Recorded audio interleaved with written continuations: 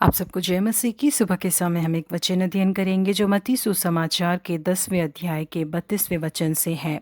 जो कोई मनुष्यों के सामने मुझे मान लेगा उसे मैं भी अपने स्वर्गीय पिता के सामने मान लूंगा। रिचर्ड वोम्ब्रैंड वॉइस ऑफ द मॉर्टरस नाम की सेवकाई की संस्था की स्थापना करने वाले व्यक्ति हैं। वो रोमानिया देश के रहने वाले व्यक्ति हैं।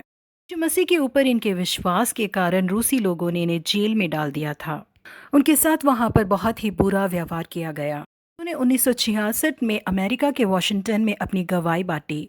समय उन्होंने अपने कमर के हिस्से में 18 गहरे गांव के निशानों को दिखाया। मानिया में जब कम्युनिस्ट लोगों ने शासन को पकड़ा उस समय मसीही पासबानों की बैठक पार्लियामेंट में हुई। उसमें कम से कम 4,000 पासबान लोग अलग अलग संस्थाओं से शामिल हुए। 4,000 पासबानों ने मिलकर जोसेफ स्टालिन को महिमा के एक नेता के तौर पर चुना। वहाँ पर मौजूद सारे पासबान एक एक करके खड़े होने लगे और कहने लगे कि कम्युनिज्म और मसीह जीवन दोनों एक ही समान है और दोनों एक ही जगह पर रह सकते हैं। उस समय में रशिया के जोसेफ स्टालिन छोटे बच्चों को नास्तिक बना रहे थे और मसीह लोगों को मार कर गिरा रहे थे। उस सभा में पासबान वुम्ब्रैंड और उनकी पत्नी मौजूद थे। पासबान रिचर्ड वोम्ब्रैंड की पत्नी ने उनसे कहा कि रिचर्ड खड़े होइए, यहाँ पर जो यीशु मसीह की बेइज्जती हो रही है उस बेइज्जती का आप जवाब दीजिए। ये लोग यीशु मसीह के चेहरे पर थूक रहे हैं।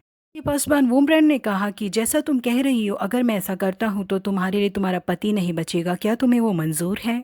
जिसके लिए उनकी पत्नी कहने लगी कि एक डरपोक की तरह यीशु मसीह का इनकार करने वाले मेरे पति होकर के मैं बिल्कुल भी नहीं चाहूंगी। पासवान वुम्ब्रैंड खड़े हुए और परमेश्वर की स्तुति करने लगे और बहुत ही हिम्मत के साथ उन्होंने कहा कि हमारे परमेश्वर और उनके पुत्र यीशु मसीह ही हमारे लिए ज़रूरी हैं। और उस समय से ही वुम्ब्रैंड ने जिन शब्दों को कहा था उसकी सज़ा उनके लिए शुरू हो चुकी थी। उन्होंने जो दुख और दर्द सहा उसकी कोई सीमा ही नहीं थी। जी हाँ प्रिय परमेश्वर के लोगों, इस दुनिया के सुख के लिए यीशु मसीह का इनकार किए बिना हर एक दुख तकलीफ को और पीड़ा को सहने वाले काफ़ी पवित्र लोग हैं। अगर हम दुनिया की आशीषों के लिए परमेश्वर को नहीं त्यागेंगे तो परमेश्वर भी हमें नहीं त्यागेंगे। के लिए जो उत्साहता दिखाते हैं वो उत्साहता कई लोगों को प्रेरणा देगी उत्साहित होने के लिए। इसलिए हर एक परिस्थिति में हम परमेश्वर के लिए खड़े रहें। प्रभु आप सबको आशीषित करे। Have a blessed day.